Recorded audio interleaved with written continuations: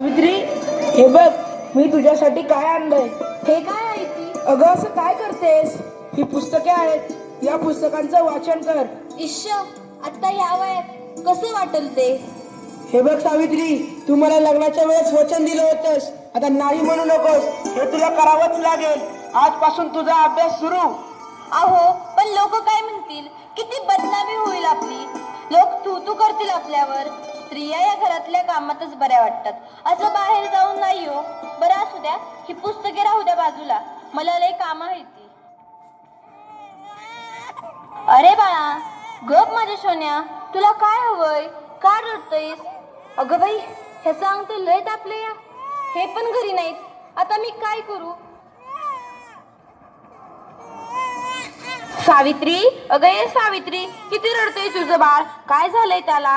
होय ग पारू, रात्रीपासून लय रडायला लागले बघ. काय ठाऊक काय झालं या? अंग बी लय तापलं या. अगं सावित्री, अगं याचं अंग तर इस्तवणी तापलं या. होय ग पारू, आता मी काय करू? अगं सावित्री, ही तर भूतबाधा आहे, भूतबाधा. काय भूतबाधा? माझ्या लेकराला भूताने झपटलंय?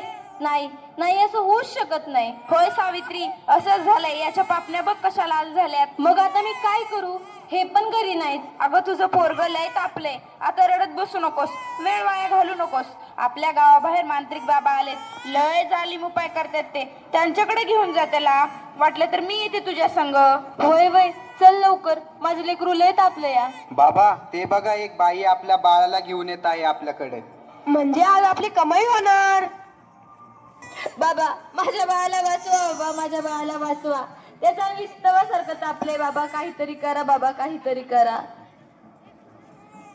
तुझ्या बाळाला भूतबाधा झाली या. कसली भूतबाधा बाबा? बाई, तुझ्या बाळाला विहिरीतल्या भूताने झपटलंय. काय? विहिरीतल्या भूताने? मग काहीतरी उपाय सुचवा बाबा, मी माझ्या बाळासाठी काय पण करीन. बाई, तू काळजी करू नकोस, बाबांवर विश्वास ठेव, सगळं काही चांगलं होईल. थोडा धीर धर. कसा धीर धरू बाबा, कसा धीर धरू?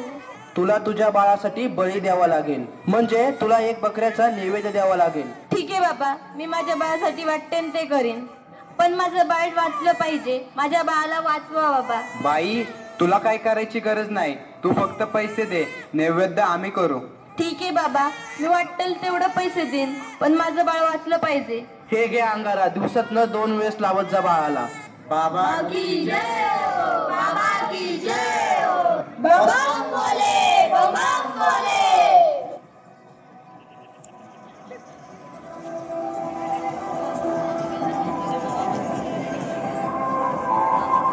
अगं बाई, ह्याचा अजून कसं काही ताप कमी नाही झाला? काल बाबाकडे जाऊन पण काय बी फरक पडला नाही. अगं किती रडतोय तो. तुला किती वेळा सांगितलंय त्याला दवाखान्यात घेऊन जा म्हणून, पण तू काय माझं ऐकू नकोस. अहो ऐका ना, चिडू नका, जरा बघा ना हातात घेऊन. याचा ताप कायच कमी नाही झाला. जरा बघा ना याला काय झालंय ते. त्यावेळी तुला किती वेळा सांगितलं की घरात प्रसूती करू नकोस म्हणून. अशा वेळी एका आईचं आणि बाळाचं दवाखान्यात असणं किती महत्वाचं असतं, माहित आहे का तुला? अहो, पण पुरुषाच्या हातून प्रसूती करताना लाज वाटते. कसं वाटतं ते? त्यावेळेस दवाखान्यात कुठल्या महिला डॉक्टर पण नव्हत्या, मी कशी करणार होते प्रसूती? अगं याचं अंतर तव्यासारखं तापलंय, अशी कशी गाफील असतेस तू? अहो, मग काहीतरी करा ना. दादा, लवकर जाऊन वैद्यांना बोलव. हे काय करतेस तू? मी याला देवाचा अंगारा लावते. बस कर सावित्री, हा सर्व अंधविश्वास असतो. अहो, जरा विश्वास ठेवा. हे बघा, याचा ताप कमी होतोय, कपाळ पण अगदी थंड पडलं या. बघा ना जरा. उठ ना बाळा, उठ, डोळे उघड. हे बघ, तुझी मम्मी तुला बोलवतीये. उठ ना पिल्लू, आई तुला आवाज देतीये. उठ ना बाळा. काय झालं? अहो याला काय झालं? हा उठत का नाहीये आणि डोळे पण उघडत नाहीये. ए बाळा उठ ना, काय झालं? अहो काय झालं याला? हा सास गप्प गप्प काय? ए उठ ना बाळा, काय झालं तुला? अहो बघा ना जरा. आणि नाही राहणार मी अडाणी. मी शिकेन, मी नक्की शिकेन. कारण उद्या एखाद्या कुणी आईला उपचाराच्या कमतरतेमुळे आपल्या बाळाला मुकावे लागणार नाही. मी शिकेन, मी नक्की शिकेन. शाबास सावित्री, शाबास. मला तुझ्याकडून हीच अपेक्षा होती.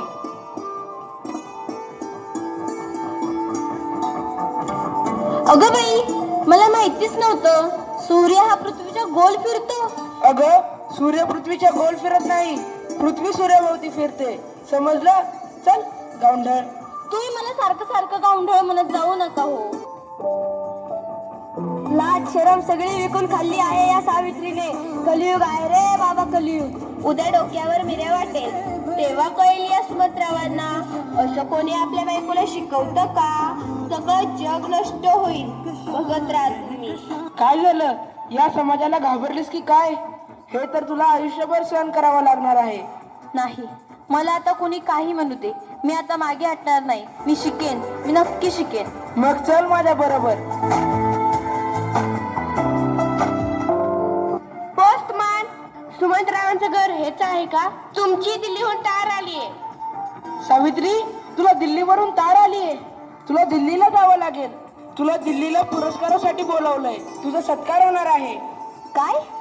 आज हे फक्त तुमच्यामुळे शक्य झालं, नाहीतर मी एकटी काहीच करू शकले नसते. Congratulations, keep it up. महिलांचा सन्मान वाढवलात तुम्ही. आज माझ्या हातात ही डॉक्टरकीची पदवी नसून उद्याच्या त्या सोनेरी क्षणाची चावी आहे, ज्याच्यावर आजपर्यंत फक्त अंधविश्वास व नकारवक्तेचे कुलूप लागले होते. माझ्या देशात अशा अनेक महिला आहेत ज्यांची स्वप्न चुलीच्या धुरात हरवून गेली आहेत. मला असं वाटतं ही स्वप्नांची पतंग खुल्या आकाशात उडावी आणि प्रत्येक घरात सुमंत्राव असावे, कारण हे या पतंगाच्या दोऱ्याला कधीच कापू देऊ नये. हे करणं खूप अवघड तर आहेच, पण अशक्यही नाही. सावित्री,